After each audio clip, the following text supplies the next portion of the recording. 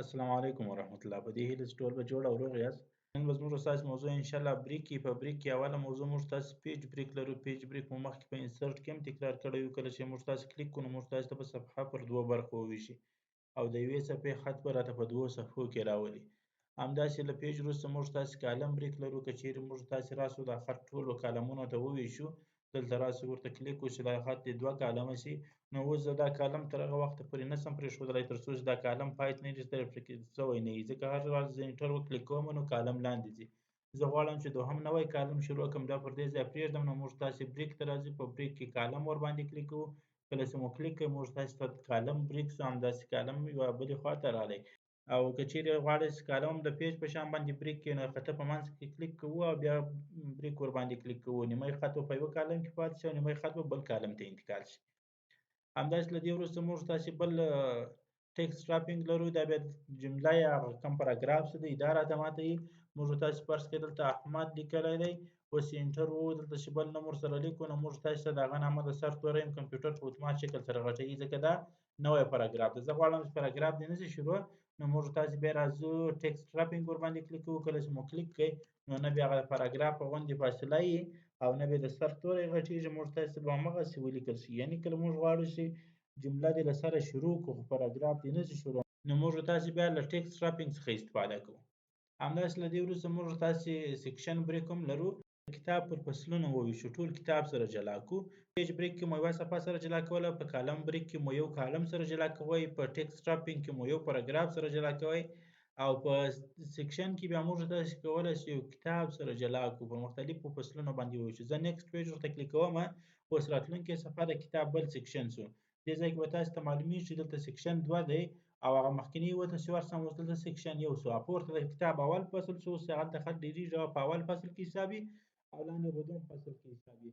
دا موږ تاسې سره د عددونو په ورکولو کې لکه فرض کړئ موږ اول فصل ته الف با ورکوو چې هغه د فهرست برخه ده او وروستني فصل ته بیا موږ تاسې عددونه ورکوو، په دې کې مرسته کوي. همداسې په مختلفو برخو کې لکه بارډر ورکول یا صفحو ته رنګ ورکول یوازې یوې برخې ته د کتاب، نو دغه شانو کې زموږ تاسو سره مرسته کوي. هر کله چې موږ وغواړو چې کتاب یوې برخې ته تغییرات راولو، په یوه برخه تنظیمات ترسره کړو، بله برخه کې یې نه ترسره، نو موږ تاسو له همدغه سیکشن بریک څخه استفاده کوو. نیکسټ پیج کې په راتلونکي صفحه کې سیکشن درته جلا کوي، په کنټینیوس کې په راتلونکي لیکه کې سیکشن جلا کوي، په A1 پیج کې په راتلونکي ډیپث تاته سیکشن جلا کوي او په 8 پیج کې په راتلونکي تاک صفحه کې تاته سیکشن جلا کوي. هر ډول د سیکشن څخه مو غوښتل د څلورو څخه استفاده کولی شئ. په لاین نمبر کې موږ تاسې کولی شئ لیکو ته نمبر ورکړو. موږ تاسې کنټینیوس کلیک کړو نو له 1 څخه تر 15 پورې ټولو لیکو نمبر واخیستو. همداسې د کتاب تر پایه پورې چې هر څونه لیکي دي مسلسل نمبر به واخلي. رسټارټ اچ پیج او یا مسلسل نمبر یوازې د یوې صفحې مربوط له 1 څخه تر اخره پورې په یوه صفحه کې شروع وي، په دوهمه صفحه کې به نمبرونه بیرته له 1 څخه شروع کېږي. رسټارټ اچ سیکشن به په هر فصل کې نمبرونه له 1 څخه شروع کېږي. اول فصل هم نمبرونه به له 1 څخه شروع وي تر اخره پورې. کله چې فصل خلاص شي په دویم فصل کې به بیرته نمبرونه له 1 څخه شروع کېږي.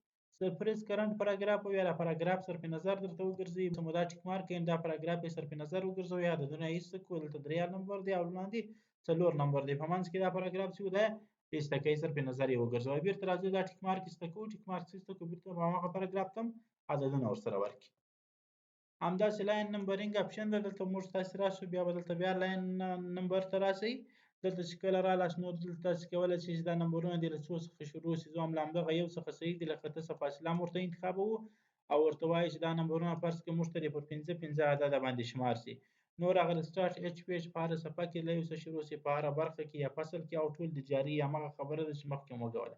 لومړی ورته انتخابوو چې د لیکو نمبرونه دې له څو څخه شروع شي، بیا ورته وایو چې له خطه سره دې څومره فاصله ولري او وروسته ورته وایو چې پر څومه لیکه دې موږ ته ولیکل شي. زه ورته وایم پر 5مه. اوس راځو دا اوکې کوو. کله چې اوکې کړو نو د لیکې نمبرونه راغله پر 5مه لیکه به تاته شمارل شوي، لکه دلته 15 موږ تاسو ته پر 5مه لیکه باندې شمارل شوي. له دې وروسته موږ تاسو هایپنیشن لرو. هایپنیشن د دې لپاره کارېږي چې یو نوم په یوه لیکه کې پوره نه ځایېږي، نو موږ تاسو بیا هایپنیشن څخه استفاده کوو تر څو پورې موږ تاسو ته په هماغه لیکه کې ځای شي.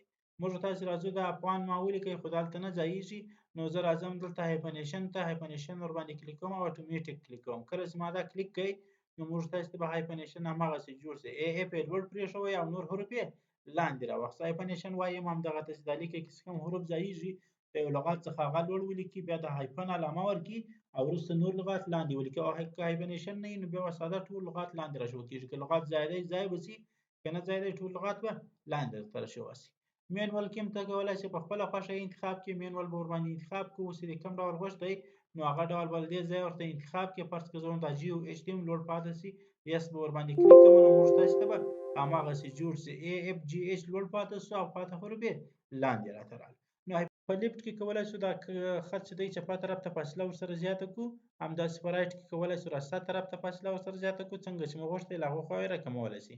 په B4 کې فاصله یې ورسره زیاتوو څومره چې مو غوښتل هماغسې یې زیاتولی شي چې دا ټول تنظیمات یې موږ تاسو په هم ټیپ کې هم ویلي وو او دلته بیا تر پاراګراف وروسته فاصله ده هره فاصله چې مو غوښته په هره اندازه چې مو غوښته له دې ځایه استفاده کولی شي.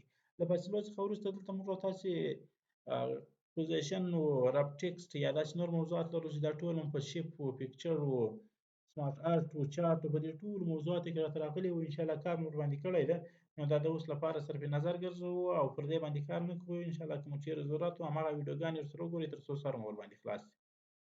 د لیاوټ څخه وروسته زموږ ستاسې بله برخه د ریفرنس د ریفرنس کې لومړی موږ ستاسې د فهرست جوړولو لپاره کوم موضوعات چې دي هغه وایو نو د فهرست جوړولو لپاره به لومړی تاسې راسئ دغسې به عنوانونه جوړ کړئ لکه ما چې جوړ کړی ده او دې عنوانونو ته به ټولو ته راسئ له دې ځای څخه به یو خوندور ډیزاین ورکړئ تر څو پورې تاسې ته جوړ شي. ما 3 عنوانه مخکې هم جوړ کړي دي اوس راځم لومړۍ صفحې ته په لومړۍ صفحه کې درېږم او ریفرنس ته راځو. ریفرنس ته چې کله رالو ټیبل اف کانټینټس راخلاصوو داسې مو کله راخلاص کړئ اوس له دې ډیزاینونو څخه مو چې هر یو خوښ و هغه ورباندې کلیک کړئ کله چې مو دا کلیک کړئ موږ ته به جوړ شي چې راته وایي چې زابل په دونه صفحه کې دی غزنی په هغه صفحه کې دی او کندهار بیا په هغه صفحه کې موږ تاسې د ټولو موضوعاتو لړلیک یا فهرست راته جوړ شو.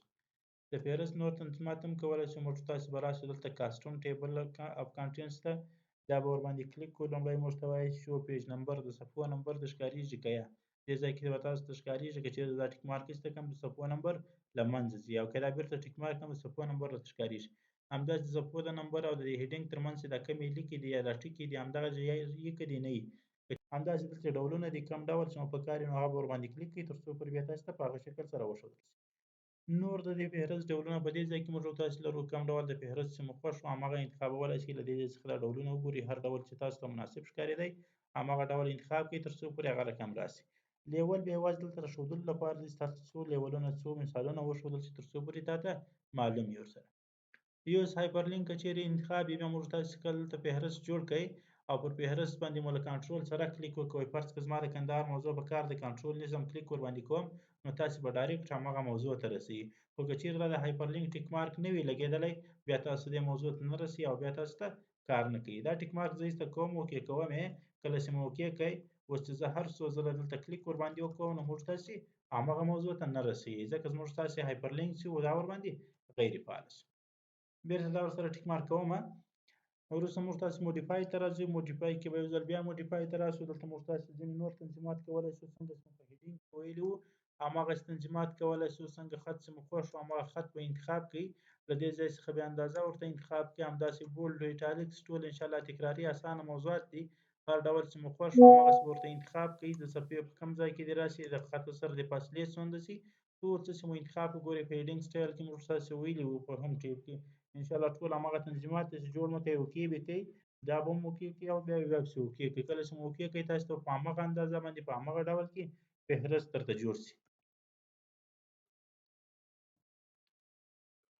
ریموو ټیبل اف کانټینټس که موږ تاسو ورباندې کلیک کړو نو دا بیخي له منځه یوسي او که سی ورباندې کلیک کړو نو بیا موږ تاسو ته ثبت شي.